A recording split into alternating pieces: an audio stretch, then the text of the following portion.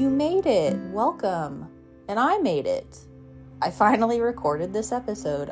I'm finally finished staying in Vienna. I was there for 3 weeks. And when you're backpacking with a 35-pound backpack, the travel days can be really intense. So I don't really love staying somewhere for only 3 to 5 days. It's not sustainable for me. A week, yeah, I could do it. 2 weeks, fuck yeah.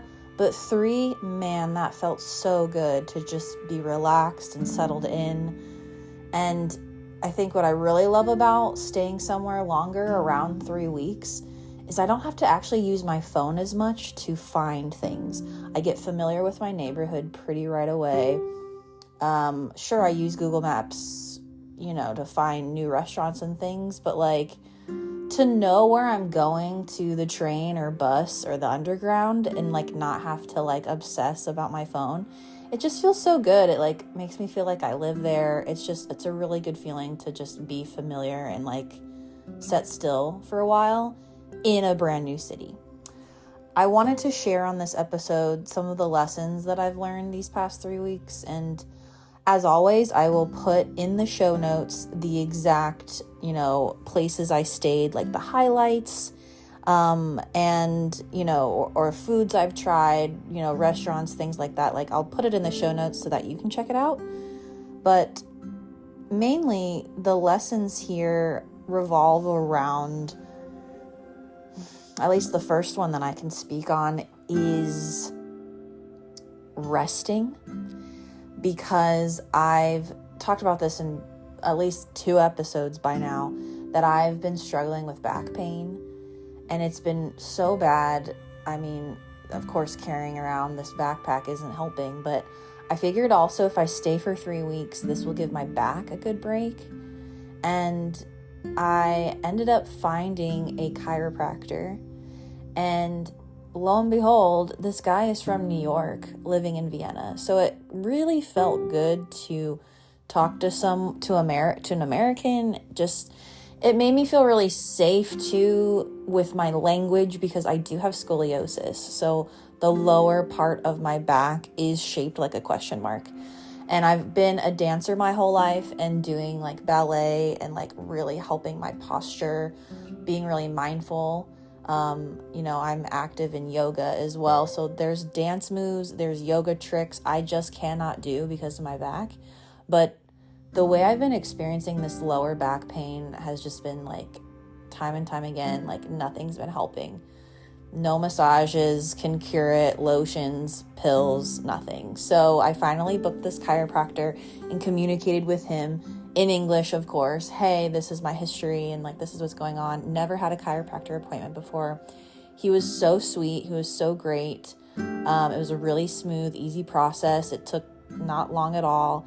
And ironically, his son lives in my hometown in Colorado, which is so random and small world. He couldn't believe that. But I just kind of liked that was our little connection. But yeah, he basically cracked me all over, and he's like, okay, how are you feeling? And I'm like, only 20% better. And he's like, trust me, just even tomorrow, you're going to start feeling better. And it's true. I don't feel this pinched nerve as much anymore. It took around a week for me to finally feel the results. And as of right now, I, knock on wood, where's wood? Okay, that's the wood. I do feel a lot better. It is not a pinched nerve anymore. I am mindfully moving around. The main thing was when I was bending over. I couldn't bend over to save my life. It hurt so much. So I wanted to update you that I booked that appointment. It was really helpful. And then the rest of the 3 weeks was very relaxing. There wasn't that much I've done that was this city was not the city to go, explore, try, go. This was not a go for Paige. I've had cities and countries where I've been oh, you got to make the most of the page. Like, you're going to do this and you're going to do that and all the fun things and high energy. No, this is not the time. This is not the city. I've been traveling now for, I can't even count. I'd have to Google it, but like 100 and something days. So I've been around the block. Not that I'm not going to try new things, of course, but there isn't urgency anymore to be on the go all the time. So in these 3 weeks, I stayed in this amazing flat. It was like, a studio apartment, basically. It was so like designed exactly the interior I would like super elegant, super classy, very, basic black and white colors. I'm so boring, y'all, but I don't really like a lot of color. I kind of just like black, white, maybe a hint of blues, but like keep it basic. But yeah, and like the location was so perfect. Like it was amazing with public transportation. I loved my stay. It felt so comfortable. I was right next to the grocery store, so I would just like do that to save money so I didn't go out to eat every day. I would cook at home for once ever. It's like cooking. And yeah, so it was really a comfy 3 weeks and it was really restful. So some of the things I did though that were exciting, I did travel to Salzburg. I did a day trip and that was absolutely amazing. I'm a huge Sound of Music fan, so that was really fun. I kept singing The Hills Are Alive and kind of annoyed myself, but I went to some of like the famous spots and that was just so beautiful. I'll put in the show notes exactly where I went, and make sure to follow my Instagram account as well. Paige is abroad with periods in between, and that's just basically my Instagram travel. I have another Instagram account obviously for my coaching business, but this is just a travel Instagram where I can post the buildings, I can post that random flower, and it's the whole gallery, like it looks fine. So I was in Salzburg, and I also on Halloween I went to Bratislava, Slovakia, which was only 1 hour away from Vienna, and that you will hear all about in the next episode when I'm talking about that country. But sticking to Vienna, I also just walked around and got really lost there's just so many different palaces. I can't even pronounce the names of them. Again, they're in the show notes, so I'm not going to embarrass myself. But they had really beautiful parks. Everything, like the palaces themselves were massive. Like a big lesson is like how little I felt. Like when you're standing in this like courtyard, this garden that is so grand and elite, and literally like this courtyard is like, I'm like, how is this still going on? And not like you walk forever. Like my steps were so good in Vienna. Like I just walked forever. I loved it so much. So I just felt like a very small person, meaning that the world, it's bigger than me. And yes, we all have problems, but when I'm thinking of my own problems, it's not so bad. So it's kind of like one of those moments where you feel like an ant on the earth, and that the whole universe is big and massive, and there's things greater than you that you can't even understand. And it kind of even just felt like that, just being around these palaces. So I really loved that. I went to something really fun, is going to the Freud Museum. Now, I have this really weird relationship with Freud. For those of you who know me on a personal level, this isn't a surprise to you, but I have been studying psychology since I was 17 years old, and when I took my first psychology class in high school and learned about Freud, I was just immediately smitten. I was so smitten by this fucking man who's a coke head, and just his ideas, his logic, like I was just like, yes, I'm with you, Freud. Like, I am fucking with you. I don't care how, like, wild these ideas and, like, blasphemy this is. I love it. I'm obsessed. So Freud and I go way back, like 15 years basically of our relationship. And I even have Freud books, I've learned about his life, and there's some things that we have in common, and I don't know, I loved it. So he's, from Vienna, and I went to the Freud Museum and went to his actual building where he practiced, and his latest daughter, the one that he had recently, that one, Anne Freud, she kind of like rehabilitated carry on his practice, and then like restructured the building and made it a museum. And she carried on a lot of his work, and I just got really emotional, to be honest with you. They showed these documentaries of Freud, like home videos, and I was like, damn, I can't believe they captured this shit on camera. But seeing him in his older years reminded me of my dad, who passed away. And my dad was logically old, but in spirit, he was so young. And physically, he actually looked pretty young too. It was really just his last, few weeks of his death that he looked really skinny and ill. But for the most part, his whole life, he's always looked young. But anyway, Freud is the father of psychology, okay? And the fucking irony, the fucking Freudian slip, that is, Freud is the father. I am reminded of my father, my father is not from Vienna, but my father is German. So just even being in a German-speaking country, I was reminded of my dad. I was reminded of my dad when he was in hospice, and just like watching Freud, he's in a wheelchair and all this shit. Like I got sad for my dad. I got sad for Freud. Like I ended up crying in this fucking museum. I put my sunglasses on.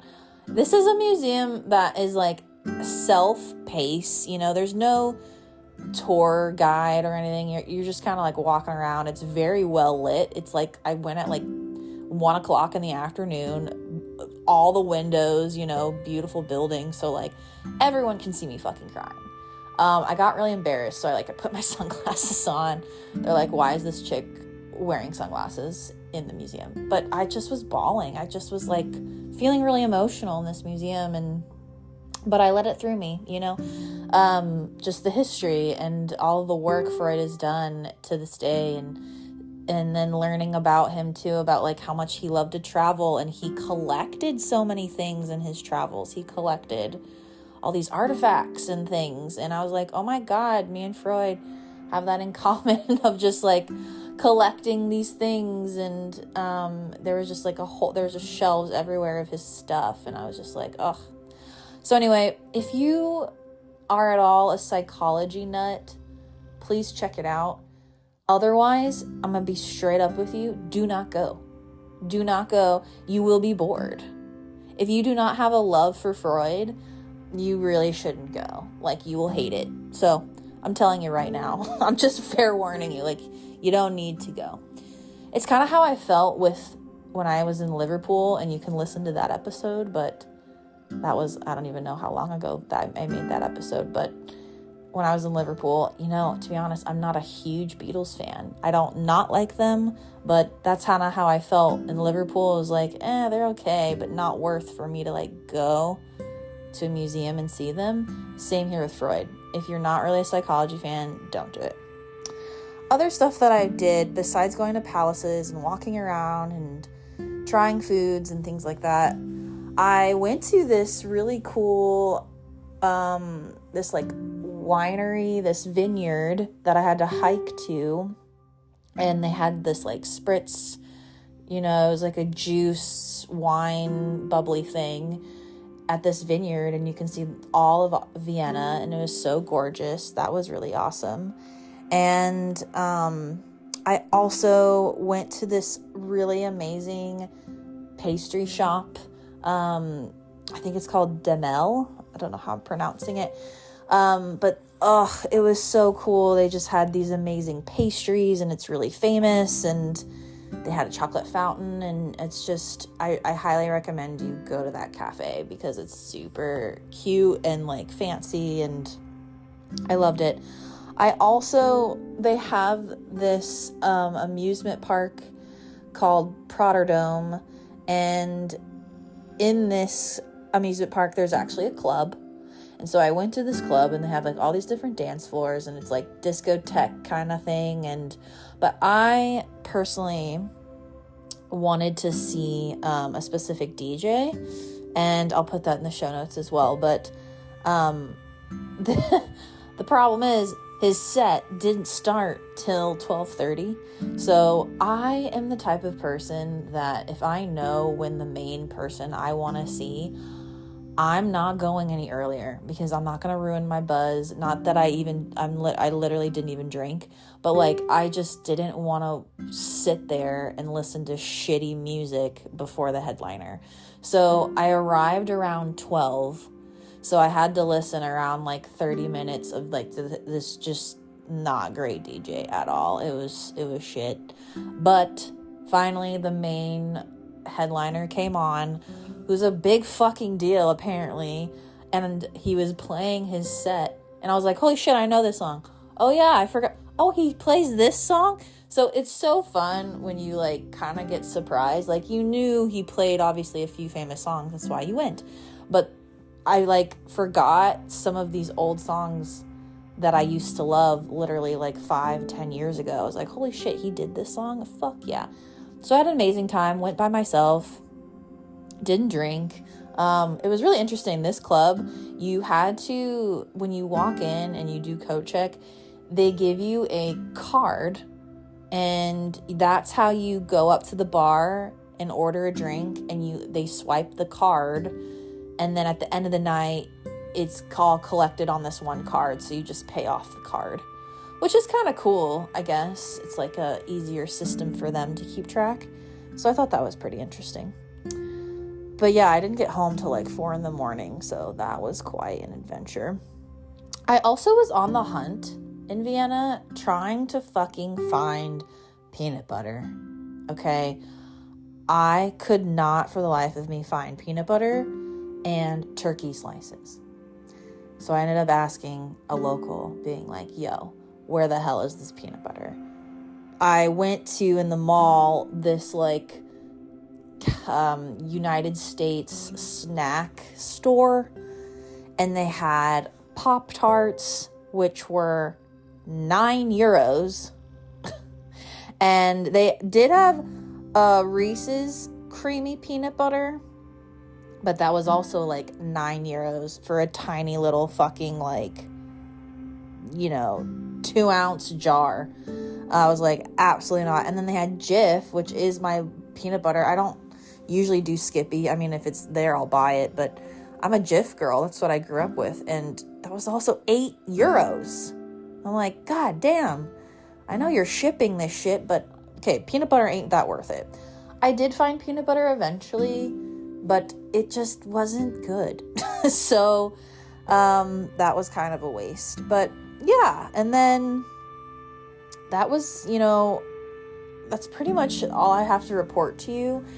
Is Vienna was a time where I had my little moments here and there of like, oh, here's some highlights and here are some cool things and this was nice. But it wasn't this like, holy shit, this is so amazing, I'm absolutely in love. No, that's okay. It doesn't have to be this like 10 out of 10 holy shit experience. It could just be like, no, this city was like really what I needed to fucking chill. And I still went out and did things that I loved. And that felt really aligned and felt really good. So I wonder for you of what's like you're listening to my story, and if anything resonates with you about your kind of, whether you're like going along throughout your day or your week, and just kind of think back and think about some gratitude here of like, when was the last time that I had fun or did something spontaneous or had an adventure? Or maybe can I plan that soon? You know, like you don't have to go and travel the world. Like you can literally just like try a new hike or go to a new grocery store you've always wanted to try. Like it doesn't have to be this big grandiose thing, but just trying something new and also just like giving yourself some grace and some credit. And so for me, just chilling for 3 weeks, it just like allowed my brain to calm down, allowed my back to heal. And yeah, I'm feeling really grateful for just the time and the space that I needed and felt really safe and secure. And yeah, I really had a good time overall. Like I felt pretty calm and listened to my intuition as much as possible. And it's growing and growing every day. The more I listen to my body and what it needs versus what I think I need. Try to separating that mind body just a little bit so that the brain doesn't obsess and I end up doing something I regret. So that's it on my Vienna, Austria experience. Had an amazing time, but I will catch you in the next episode when I talk about Bratislava, Slovakia. Thank you so much for your support and tuning into this podcast every week. Just a friendly reminder that even $2 helps keep Paige's lessons going strong. If you learned something new from this episode and recognize the energy I put into it, you can support me through my Buy Me a Coffee account. Click on the link in the show notes, and any contribution is deeply appreciated. Head on over to buymeacoffee.com/Paige Mitchell. Thank you so much. Thanks so much for listening to Paige's Lessons with me, Paige Mitchell. You can find me on several social media platforms such as Instagram, Facebook, TikTok, all using the same handle at paigemitchell.coach. Got any questions about the show? Send me an email at connect@paigemitchell.coach located in the show notes.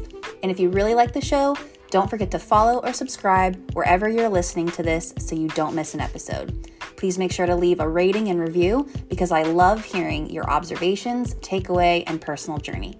Remember, every day provides a lesson. You got this.